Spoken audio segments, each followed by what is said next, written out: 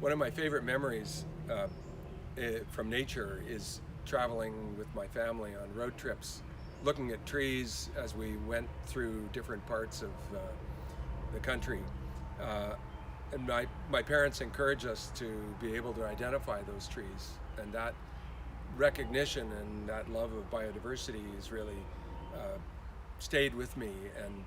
it really kind of informs what I do in my job at UBC Botanical Garden, because I'm the curator now, and this is what my job entails.